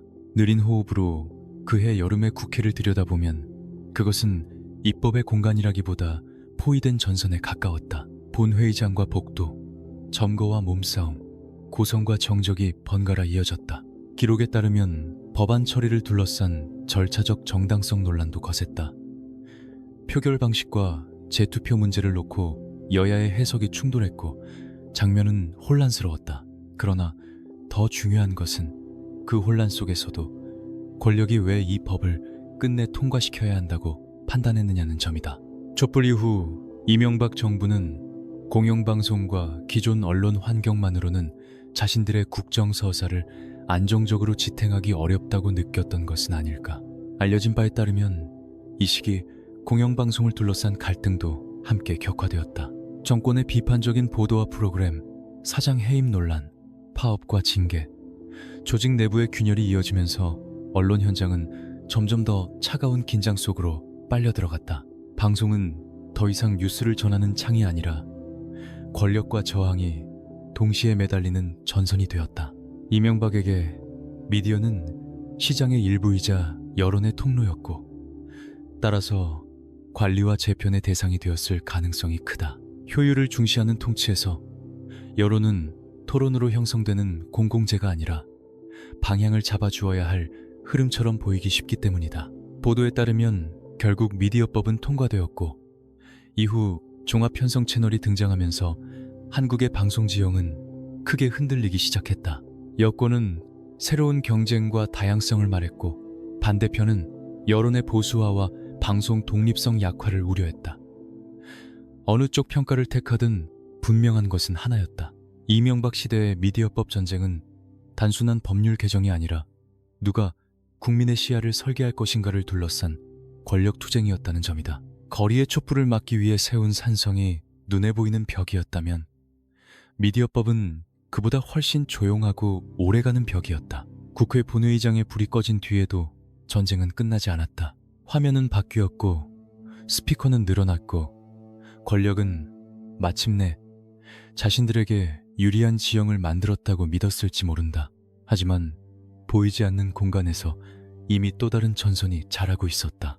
방송의 지도를 바꾼 권력은 곧 화면 밖 댓글과 계정과 보고서가 떠도는 더 어두운 온라인의 심연으로 손을 뻗기 시작한다. 이명박은 서울의 불빛을 누구보다 잘 이용할 줄 아는 사람이었다. 그리고 그 불빛이 가장 높이 타오른 밤이 바로 서울 정상회의의 시간이었다. 기록에 따르면 그는 그 무대를 통해 대한민국이 더 이상 변방의 국가가 아니라 세계 질서의 한가운데에 선 나라라는 사실을 증명하고자 했다. 하지만 정말 그 빛은 국가의 격을 드러낸 것이었을까? 아니면 권력이 스스로를 가장 완벽하게 연출한 거대한 조명이었을까? 2010년 가을, 청와대와 정부 부처는 거의 전시체제에 가까운 긴장 속에서 움직였다. 보도에 따르면 서울에서 열린 주요 20개국 정상회의는 한국 현대 외교사에서 상징성이 매우 큰 행사였다. 세계 금융위기 이후 국제공조의 언어가 집중되는 자리였고 이명박은 그 중심에서 조율자이자 중재자처럼 자신을 배치했다. 한때 기업의 사장으로 불렸던 남자는 이제 세계 정상들 사이에서 국가의 얼굴이 되었다. 그 장면은 분명 강렬했다. 금융위기를 비교적 빠르게 넘긴 정부의 자신감, 경제 대통령이라는 자기 서사, 그리고 국격이라는 단어가 하나의 장면 안에서 결합했다. 느린 호흡으로 당시 서울의 거리를 바라보면 이상한 이중성이 보인다. 회의장 주변은 지나치게 정돈되어 있었고 도시는 마치 잠시 현실을 멈춘 채 전시용 배경으로 변한 듯했다. 기록에 따르면 정부는 성공적인 개최를 위해 대대적인 치안과 경비, 환경 정비에 나섰다. 길은 통제되었고 시위 가능성은 사전에 차단되었으며 도시의 거친 표면은 최대한 보이지 않게 처리되었다. 외국 정상들이 바라보는 서울은 매끈해야 했고 그 매끈함은 곧 정권의 성과처럼 포장되었다. 그러나 한 도시를 지나치게 닦아놓을수록 그 표면 아래 숨어있는 균열은 더 선명해지는 법이다. 알려진 바에 따르면 이명박 정부는 정상회의를 통해 대한민국이 규칙을 따르기만 하던 나라에서 규칙을 논의하는 나라로 올라섰다고 강조했다. 그 말은 많은 이들에게 자부심으로 들렸다. 실제로 서울 정상회의는 국제사회에서 한국의 위상을 크게 끌어올린 장면으로 기억된다. 이명박에게도 그것은 매우 중요한 정치적 자산이었다. 광장의 상처와 내치의 논란을 잠시 미뤄두고 세계를 상대로 자신의 통치 능력을 증명할 수 있는 거의 완벽한 무대였기 때문이다. 그는 국내에서 분열된 평가를 받던 지도자였지만 국제 무대에서는 능숙하고 안정된 얼굴로 비칠 수 있었다. 하지만 국격이라는 단어는 때때로 너무 많은 것을 가린다. 보도에 따르면 회의의 성공 뒤에는 과도한 통제와 경계의 분위기 또한 짙게 깔려 있었다. 시민의 일상은 행사 운영을 위해 조정되었고 비판의 목소리는 보이지 않는 외곽으로 밀려났다. 국가의 품격을 말하는 동안 정작 국가를 이루는 시민들의 불편과 거리감은 쉽게 부차적인 것으로 취급되었다. 이명박은 국가를 세계 시장에 내놓을 브랜드처럼 다루는데 능숙했다. 그러나 브랜드의 광택은 내부의 상처까지 치유하지는 못한다. 서울의 밤하늘을 가득 채운 조명은 눈부셨지만 그 빛은 광장에 남아있던 오래된 의심과 불신까지 지우지는 못했다. 기록에 따르면 정상회의 이후 정부는 이를 중요한 국정 성과로 거듭 강조했다. 위기 대응, 외교 역량, 국가 이미지, 경제 회복의 상징이 한데 묶이며 이명박의 리더십은 다시 한번 포장되었다. 하지만 바로 그 시기, 다른 한편에서는 권력이 여론을 어떻게 관리하고 무엇을 두려워했는지를 보여주는 더 어두운 흐름도 함께 움직이고 있었다. 가장 밝은 조명은 대개 가장 깊은 그림자를 만든다. 서울 정상회의가 이명박 시대의 절정처럼 보일수록 사람들은 그 화려한 외피 뒤에서 무엇이 더 조용히 숨겨지고 있었는지 묻게 된다. 서울의 불빛이 세계를 향해 가장 환하게 번지던 바로 그 무렵, 권력의 밀실에서는 여론을 보이지 않는 손으로 움직이려는 더 차갑고 은밀한 설계가 이미 시작되고 있었다. 이명박은 촛불을 본 뒤 거리보다 더 무서운 전장이 따로 있다는 사실을 배웠는지도 모른다. 바로 사람들의 눈에 보이지 않는 곳, 포털의 댓글창과 게시판, 추천수와 반대수가 출렁이는 밤의 여론이었다. 기록에 따르면 이명박 정부 시기 국가정보원 심리전단의 온라인 활동은 훗날 거대한 수사의 대상이 되었고, 그 과정에서 권력이 민심을 설득한 것이 아니라 관리하려 했다는 차가운 의심이 짙게 떠올랐다. 대체 언제부터 국가는 시민을 지켜보는 것을 넘어 시민의 생각이 흘러가는 방향까지 손보려 했던 것일까? 보도에 따르면 당시 국정원 내부에서는 인터넷 공간을 중요한 심리전 전장으로 보는 인식이 강했다. 원래는 대북 대응과 안보 논리를 앞세운 영역이었지만 알려진 바에 따르면 실제 활동의 상당 부분은 국내 정치와 여론의 흐름을 건드린 정황으로 이어졌다. 정부의 핵심 정책을 옹호하는 글, 야권 정치인과 비판 세력을 공격하는 댓글, 특정 기사에 대한 조직적인 반응이 점점 축적되었다는 의혹이 훗날 재판과 수사 기록 속에서 반복해서 언급되었다. 화면은 조용했지만 그 조용함 속에서 누군가는 밤새 키보드를 두드리고 있었다. 느린 호흡으로 당시의 사무실을 떠올려 보면 기묘한 정적이 감돈다. 형광등 아래 줄지어 놓인 모니터, 로그인과 로그아웃이 반복되는 계정들, 실적처럼 정리되는 게시물 숫자, 그리고 보고서의 문장들. 기록에 따르면 국정원 심리전단 활동은 후일 원세훈 전 원장 사건과 맞물려 정치관여 혐의의 핵심 축으로 다뤄졌다. 보도에 따르면 법원은 일부 온라인 활동이 특정 정권의 이해와 맞물려 있었다고 판단했다. 여기서 중요한 것은 댓글 몇 줄이 아니다. 국가 권력이 스스로를 방어하기 위해 정보기관의 그림자를 여론의 공간까지 들이웠다는 감각. 바로 그 공기가 이 시대를 가장 서늘하게 만든다. 이명박은 직접 지시를 부인했고, 실제로 모든 경로가 한 사람의 명령으로만 설명된다고 단정하기는 어렵다. 그러나 알려진 바에 따르면 청와대와 정보기관, 그리고 정권 핵심부는 촛불 이후 여론의 흐름에 훨씬 더 예민해졌고, 비판을 단순한 반대가 아니라 통치 동력을 해치는 변수처럼 다루기 시작했다. 명박산성이 거리의 벽이었다면 댓글과 심리전은 보이지 않는 벽이었다. 시민은 자신이 자유롭게 의견을 말하고 있다고 믿었지만 그 공간 어딘가에는 이미 방향을 바꾸려는 손길이 들어와 있었던 셈이다.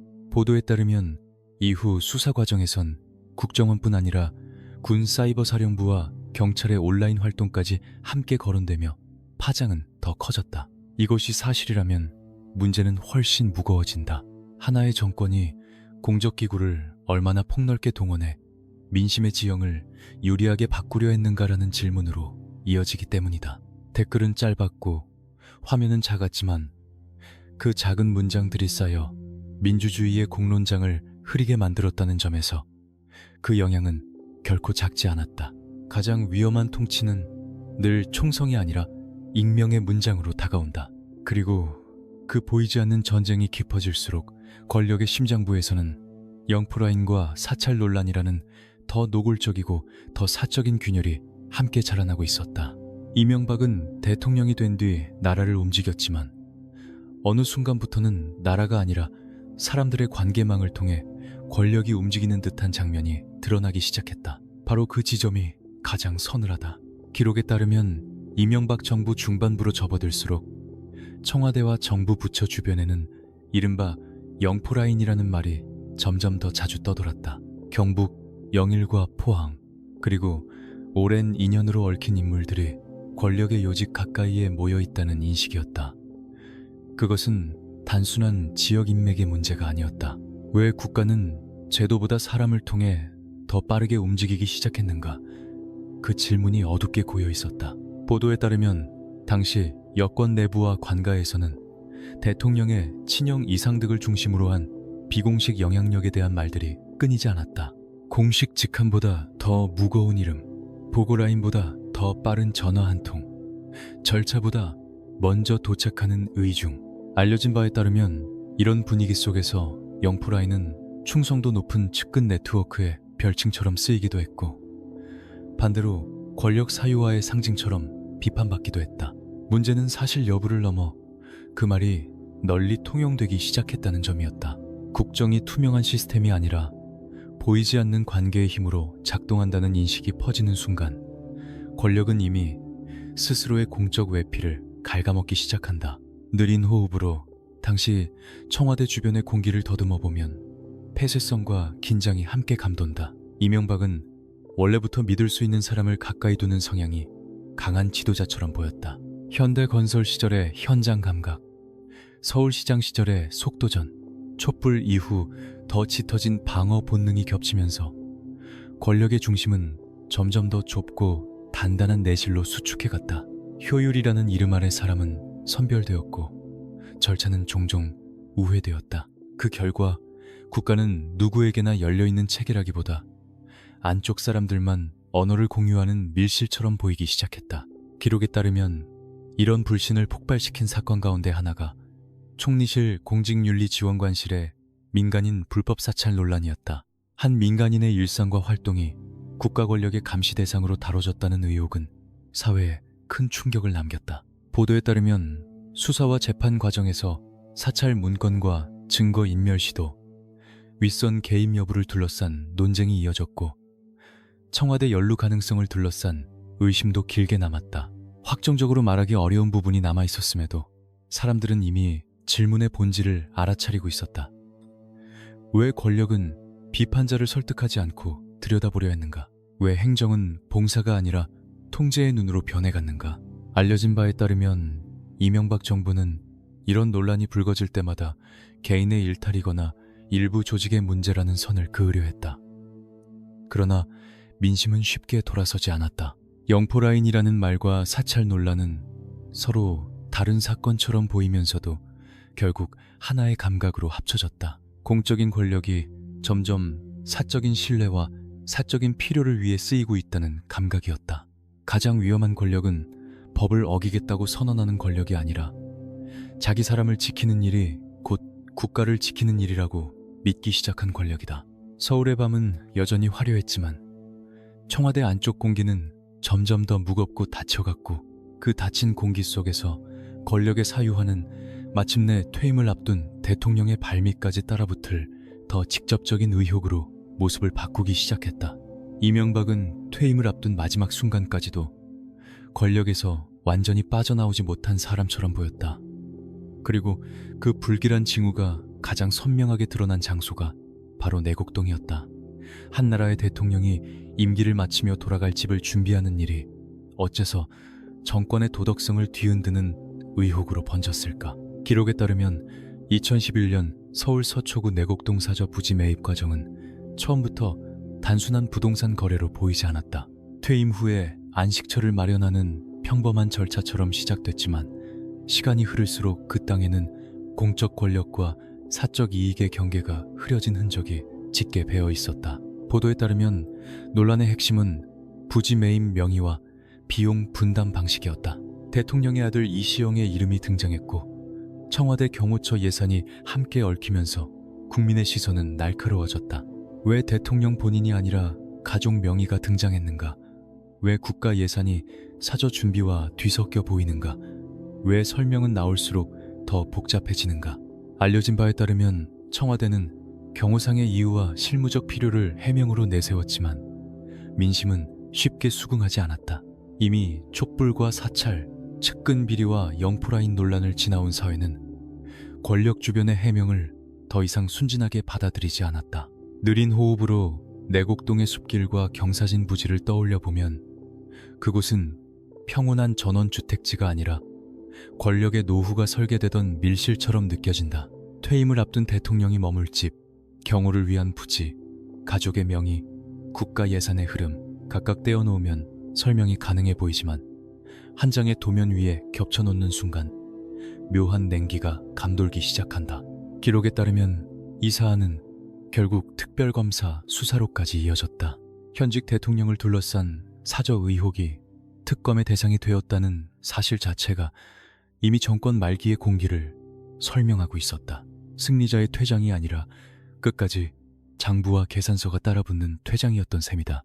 보도에 따르면 특검 수사 과정에서는 배임 여부와 매입가 산정, 국가의 손해가 발생했는지 등을 둘러싼 법리 다툼이 이어졌다.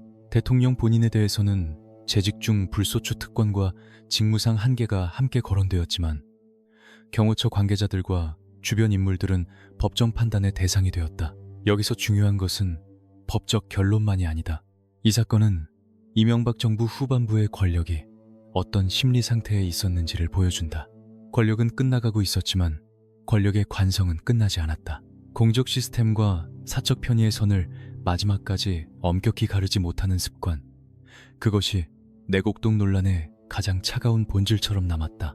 이명박은 퇴임사에서 행복한 퇴임 대통령이 되고 싶다고 말했지만 내곡동의 흙먼지는 그의 구두 밑창에서 좀처럼 떨어지지 않았다. 화려한 취임식의 조명 아래 들어왔던 권력은 결국 조용한 주택가의 땅 문서 앞에서까지 자신을 해명해야 했다. 가장 강한 권력은 종종 가장 사소해 보이는 장소에서 무너짐의 징후를 드러내는 법이다.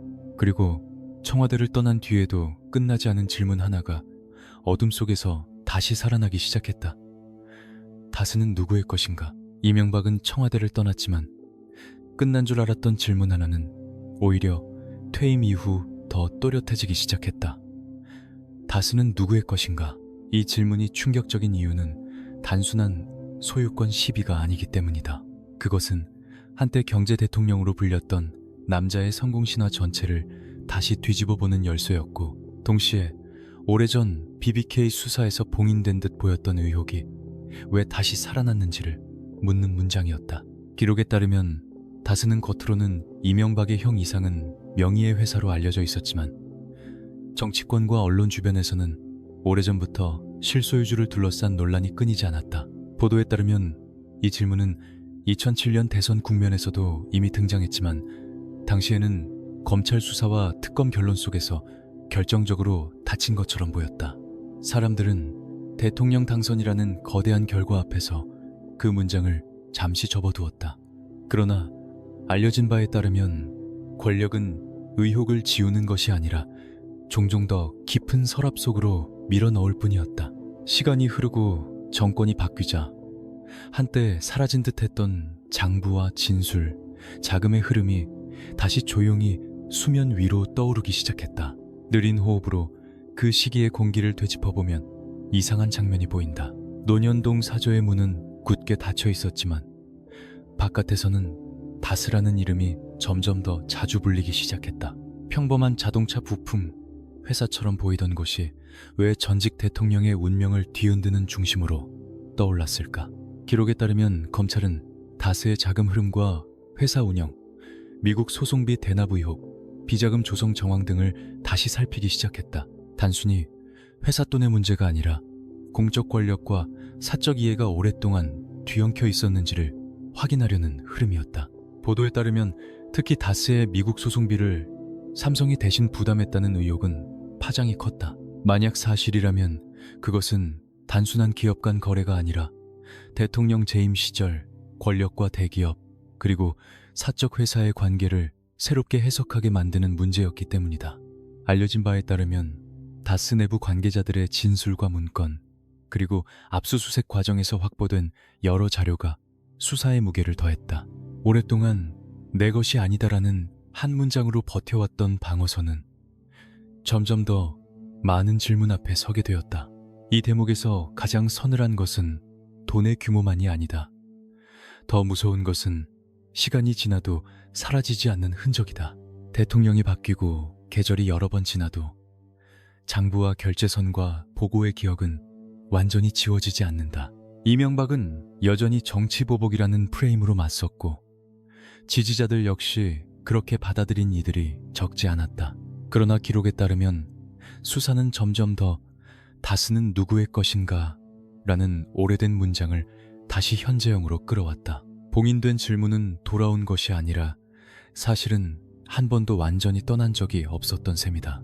그리고 그 질문이 마침내 장부와 진술을 넘어 법의 언어로 번역되기 시작하던 순간 논현동의 어둠은 더 이상 전직 대통령을 숨겨줄 수 없게 되었다. 이명박은 마침내 대통령이 아니라 피의자의 이름으로 다시 불리기 시작했다. 한때 성장의 상징이었던 남자가 왜 검찰 포토라인과 법정의 차가운 조명 아래 서게 되었는가? 기록에 따르면 2018년 3월 14일 그는 서울중앙지방검찰청에 출석하며 참담한 심정을 말했지만 그를 둘러싼 질문은 이미 오래전부터 준비되어 있었다. 다스는 누구의 것인가? 청와대의 권력은 어디까지 사적인 이익을 위해 움직였는가? 그리고 한 시대를 밀어올린 성과의 언어는 왜 결국 장부와 진술서의 언어로 되돌아왔는가? 보도에 따르면 검찰은 다스의 실소유주 문제, 수백억 원대 횡령 의혹, 삼성의 소송비 대납 의혹, 국가정보원 특수활동비 수수 의혹 등을 중심으로 수사를 확대했다. 알려진 바에 따르면 핵심은 단순한 개인 비리가 아니었다. 대통령 재임 시기에 공적 권한이 사적 이해와 맞물려 작동했는지, 그리고 과거 BBK 수사 때 닫힌 듯 보였던 문이 왜 다시 열리게 되었는지가 함께 심판대에 올랐다. 이명박은 정치 보복이라고 반발했고 지지자들 역시 그렇게 받아들인 이들이 적지 않았다. 그러나 법정은 정치적 수사보다 자금의 흐름과 문서의 흔적, 그리고 축적된 진술의 일관성을 더 오래 들여다보았다. 느린 호흡으로 당시 법정 안의 공기를 바라보면 그것은 단죄의 열기보다 오히려 장부를 넘기는 소리와 판결문을 읽는 목소리가 더 무겁게 쌓이던 공간에 가까웠다. 기록에 따르면 1심은 징역 15년과 벌금형을 선고했고 항소심은 일부 판단을 더해 형량을 17년으로 높였다. 보도에 따르면 재판부는 다스 자금 횡령과 삼성 소송비 대납을 뇌물로 인정했고 다스의 실질적 지배가 누구에게 있었는지에 대해서도 매우 단호한 판단을 내렸다. 권력의 정점에서 국가를 경영의 대상으로 보았던 남자는 이제 그 경영의 방식이 어디에서 공익을 벗어나 사익으로 기울었는지를 해명해야 하는 자리에 서 있었다. 2020년 10월 29일 대법원은 원심을 확정했다. 징역 17년, 벌금 130억 원, 추징금 57억여 원. 알려진 바에 따르면 이 판결은 단지 전직 대통령 한 사람의 몰락을 뜻하는 것이 아니었다. 그것은 성과가 절차를 덮을 수 있는가, 성장의 명분이 권력의 사유화를 정당화할 수 있는가, 그리고 유권자의 열망이 지도자의 책임까지 대신해 줄 수 있는가라는 질문에 대한 가장 차가운 국가의 답변이었다. 이명박은 끝까지 무죄를 주장했지만 법의 시간은 그의 성공 신화를 더 이상 보호하지 않았다. 그가 남긴 것은 화려한 경제 회복의 기억만도 국제 무대의 조명만도 아니었다. 4대강의 물길과 자원외교의 손실, 미디어 재편과 댓글 공작 논란, 내곡동과 다스, 그리고 결국 법정에서 확인된 횡령과 뇌물의 판단까지 그 모든 조각은 하나의 서사로 이어졌다. 한 시대는 성장을 원했고 그 욕망은 가장 강한 추진력을 가진 남자를 선택했다. 그러나 기록에 따르면 바로 그 추진력은 통제받지 않을 때 공공의 경계선을 넘기 쉬웠고 그 대가는 퇴임 후 더 무겁게 돌아왔다. 성장의 시대를 열겠다고 청와대에 들어갔던 이명박은 결국 수사의 시대를 상징하는 이름으로 퇴장했는데, 그렇다면 우리가 끝내 심판해야 할 대상은 한 사람의 탐욕이었을까? 아니면 성과만 있으면 모든 균열을 유예해도 된다고 믿었던 그 시대 전체였을까?